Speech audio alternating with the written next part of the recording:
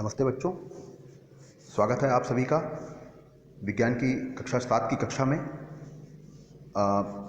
जिसमें हम लोग आज पढ़ने वाले हैं पहला पाठ, जिसका नाम है मानव विज्ञान और प्रौद्योगिकी। तो चलिए शुरू करते हैं इस पाठ को। देखिए, ये हेडिंग 1.1 दी गई है आपकी पुस्तक में। यहाँ से पढ़ना शुरू करते हैं। क्या लिखा है इसमें लिखा है विज्ञान और प्रौद्योगिकी का दैनिक जीवन में उपयोग। ठीक है, तो देखिए पढ़ते हैं हम कि विज्ञान ने हमारे जीवन को बहुत प्रभावित किया है। हमारी दैनिक आवश्यकताओं की पूर्ति में भी वैज्ञानिक आविष्कारों एवं आधुनिक तकनीकों का महत्वपूर्ण योगदान है। विज्ञान और प्रौद्योगिकी के विकास से लोगों के जीवन स्तर में क्रांतिकारी परिवर्तन किया है। इसने मानव जीवन को आसान, सरल और तेज बना दिया है। विज्ञान एवं प्रौद्योगिकी के विकास के कारण ही हम बैलगाड़ी, तांगा आदि से मुक्त होते हुए परिवहन के अत्याधुनिक साधनों जैसे मोटरसाइकिल, कार, बस, ट्रेन, वायुयान आदि तक पहुंच गए हैं। तो देखिए, अब हम अपना अगला पैरा पढ़ते हैं। इसमें क्या लिखा हुआ है? इसमें लिखा हुआ है, आप अपने दैनिक जीवन में अनुभव करते हैं कि गैस सिलेंडर या कटे हुए पेड़ का तना उठाकर या घसीट कर ले जाने की अपेक्षा कम बल लगाकर लुढ़काकर ले जाना आसान होता है। इस प्रकार कार्य की यह सुगमता वैज्ञानिक सिद्धांत पर आधारित है। वस्तु को घसीटने या उठाकर ले जाने की तुलना में लुढ़काकर ले जाना आसान होता है। इसी प्रकार बैलगाड़ियों में पहिया लगाने पर घर्षण बल कम हो जाता है और बोझ से लदी बैलगाड़ी को बैलों द्वारा खींचना सरल हो जाता है। बैलगाड़ी द्वारा कम बल लगाकर कार्य को सुगम बनाना विज्ञान के सिद्धांत के द्वारा ही संभव है। इस प्रकार यहाँ विज्ञान के नियम का उपयोग करके मनुष्य ने कार्य को सरल बनाने के लिए बैलगाड़ी, ट्रैक्टर आदि साधन विकसित कर लिए हैं। यही प्रौद्योगिकी है। अब देखिए, यहाँ पर एक बहुत महत्वपूर्ण चीज़ अगली लाइन में लिखी हुई है, जो कि प्रौद्योगिकी की परिभाषा है। और इस परिभाषा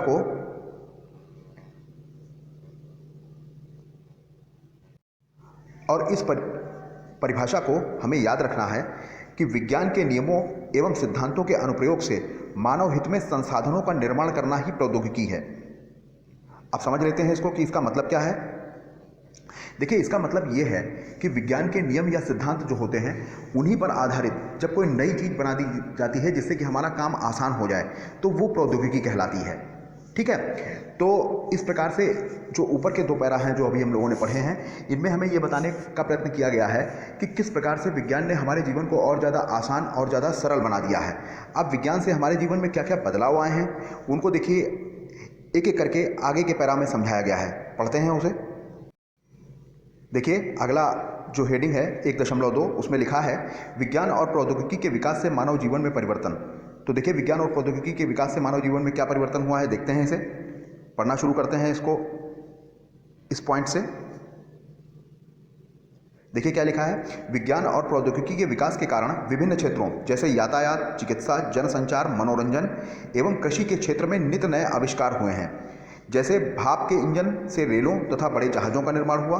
पेट्रोल की उपलब्धता से हल्के एवं शक्तिशाली इंजनों को बनाना संभव हुआ। इन इंजनों का उपयोग हवाई जहाज उड़ाने के लिए किया गया। इसी क्रम में लंबी दूरी कम समय में तय करने के लिए सुपरसोनिक जेट एवं हेलीकॉप्टर का निर्माण हुआ। समुद्री मार्ग से माल तथा सवारी ढोने के लिए बड़े बड़े जहाज़ों का भी प्रयोग होने लगा। तो देखिए, इस पैरा में हमें ये समझाने की कोशिश की गई है कि विज्ञान से यातायात के क्षेत्र में क्या बदलाव हुआ है। यातायात का मतलब है कि एक जगह से दूसरी जगह जाने के साधन। पहले यातायात के लिए किसका प्रयोग किया जाता था? पहले यातायात के लिए पशुओं का प्रयोग किया जाता था, जैसे घोड़े पर या गधों पर लोग एक जगह से दूसरी जगह जाया करते थे। बैलगाड़ियाँ बनाई गई जिनके द्वारा सामान, या घोड़ा गाड़ियाँ बनाई गई, तांगा बनाया गया जिनके द्वारा सामान या लोग एक जगह से दूसरी जगह जाते थे। लेकिन वो सब साधन जो थे, उनकी जो स्पीड थी, उनका जो वेग था, वो क्या था? कम था। एक जगह से दूसरी जगह जाने में समय लगता था। फिर धीरे धीरे विज्ञान का विकास हुआ। साइकिल आई, मोटरसाइकिल आई, कारें आई, ट्रेनें आई, बसें आई और हवाई जहाज आए। आज ये स्थिति है कि अगर हमें एक देश से दूसरे देश जाना है, हज़ारों किलोमीटर दूर जाना है, तो भी हमारे पास कुछ ऐसे जहाज़ हैं कि जिनका इस्तेमाल करके शायद वहाँ पर 4 या 5 घंटों के अंदर ही पहुँचा जा सकता है। एक हवाई जहाज़ की औसत रफ्तार जो भारत में चलते हैं, करीब 700 से लेकर 800 या 600 किलोमीटर प्रति घंटे के आसपास होती है। यानी अगर हमें हरदोई से दिल्ली जाना है, तो मात्र हम 1 घंटे के अंदर वहाँ हवाई जहाज़ का प्रयोग करके पहुँच सकते हैं। तो ये सब विज्ञान के द्वारा ही संभव हुआ है। अब देखिए, आगे पढ़ते हैं हम लोग यहाँ इस वाले पैरा से। क्या देखिए, इसमें लिखा हुआ है, पहले बीमार होने पर लोग घरेलू उपचार करते थे, परंतु अब गांव के लोग प्राथमिक चिकित्सा केंद्रों पर डॉक्टरों के द्वारा इलाज कराने लगे हैं। आजकल चिकित्सालयों में विभिन्न प्रकार के रोगों से संबंधित जांच की सुविधाएं उपलब्ध हैं, जैसे खून, पेशाब, मल की आदि की जांच। आजकल चिकित्सालयों में आधुनिक मशीनों जैसे एक्सरे, अल्ट्रासाउंड द्वारा आंतरिक अंगों की सूक्ष्म जांच, स्कैनर द्वारा मस्तिष्क की जांच की जाती है। शरीर के अंदर की भागों की जांच करने के लिए इंडोस्कोप मशीन का प्रयोग होता है। तो देखिए, इस पैरा में हमें ये बताने की कोशिश की गई है कि किस प्रकार से विज्ञान से चिकित्सा के क्षेत्र में बदलाव हुआ। चिकित्सा यानी इलाज के क्षेत्र में। पहले ज़माने में इलाज कैसे किया जाता था कि अगर कोई व्यक्ति बीमार हुआ करता था तो वो गांव के ही या पड़ोस के किसी वैद्य को दिखाता था। वैद्य उसकी नाड़ी देखते थे और नाड़ी देखने के बाद वो अंदाज़ा लगाते थे कि इसको क्या समस्या है। फिर उसके बाद वे उसको उपचार बताते थे। उपचारों में क्या होता था, जड़ी बूटियाँ, पत्तियाँ, पेड़ की छाल, इस प्रकार की चीज़ों का उपयोग व्यक्ति करता था। लेकिन धीरे धीरे जैसे जैसे समय परिवर्तित हुआ, विज्ञान का विकास हुआ, नई नई दवाएँ खोजी गई। दवाओं को लेना काफ़ी सुविधाजनक है। जैसे अगर आपसे कह दिया जाए कि आपको 4 दिन नीम की पत्तियाँ पीनी हैं घोलकर पानी में, या उनको बटके सिलबट्टे पर पीना है, तो वो एक कठिन काम है। लेकिन अगर आपसे कहा जाए कि आपको एक सफ़ेद रंग की छोटी सी टिक्की खानी है तो वो आसान है। तो दवाओं के क्षेत्र में बदलाव हुए। दूसरी चीज़ क्या हुई कि जांचों के क्षेत्र में बहुत ज़्यादा बदलाव हुए। पहले हमारे पास कोई ऐसा तरीका नहीं था जिससे कि हम ये जान पाते कि कैसे इस व्यक्ति के शरीर में कौन सा रोग है, हमें किसका निदान करना है। लेकिन आज खून की जांच होती है, पेशाब की जांच होती है। अगर फेफड़ों में कोई दिक्कत है तो उसके लिए एक्सरे किया जा सकता है। अगर एक्सरे से भी जांच साफ नहीं आ रही है तो उसके लिए कंप्यूटराइज्ड टोमोग्राफी यानी सीटी स्कैन किया जाता है, एमआरआई की जा सकती है। मस्तिष्क की जांच करने के लिए ईईजी मशीन का इस्तेमाल किया जाता है।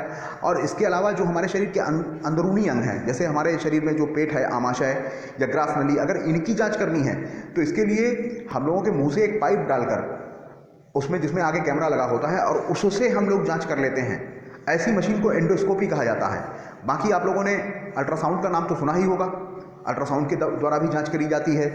अल्ट्रासाउंड में ध्वनि तरंगों का इस्तेमाल किया जाता है, इसलिए उसको वैज्ञानिक भाषा में हम उसे सोनोग्राफी कहते हैं।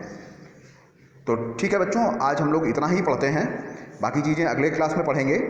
इससे संबंधित प्रश्नोत्तरों को अभी जो आपके पास आने वाले हैं, इनको आप अपनी कॉपी में नोट कर लेंगे और याद करेंगे। देखिए बच्चों, जो पाठ 7 से संबंधित आपके प्रश्न हैं, पाठ 1 से माफ़ करिएगा, जो आपके पाठ 1 से संबंधित प्रश्न हैं मानव विज्ञान और प्रौद्योगिकी पाठ से, उनको आप एक एक करके इसमें नोट करिए। देखिए, ये आपका पहला प्रश्न, विज्ञान क्या है। तो देखिए, इसमें लिखा है कि किसी वस्तु या घटना के क्रमबद्ध ज्ञान को विज्ञान कहते हैं। इसको आप अपनी कॉपी पर नोट कर लेंगे। देखिए, दूसरा प्रश्न, प्रौद्योगिकी क्या है। मैंने आपको पहले भी बताया था कि यहाँ पर ध्यान रखना है। ये देखिए, प्रश्नोत्तर की फॉर्म में यहाँ पे लिखा हुआ है, इसको आप नोट कर लेंगे अपनी कॉपी पर। विज्ञान के नियमों व सिद्धांतों का प्रयोग करके नवीन संसाधनों का निर्माण करना, ये प्रौद्योगिकी कहलाता है। तो इसको आप नोट कर लेंगे। उसके बाद देखिए, तीसरा प्रश्न, शरीर के भीतरी अंगों की जाँच किस मशीन द्वारा की जाती है। तो मैंने आपको बताया था कि इसके लिए एंडोस्कोपी मशीन का इस्तेमाल किया जाता है। और उसके बाद चौथा प्रश्न कि मस्तिष्क की जांच यानी दिमाग, मस्तिष्क का मतलब दिमाग, इसकी जांच किस मशीन के द्वारा की जाती है। तो इसका जवाब है ईईजी स्कैनर। EEG scanner. ठीक है, तो आप इन सभी को नोट कर लेंगे और फिर अगले क्लास में हम लोग इसे आगे पढ़ेंगे।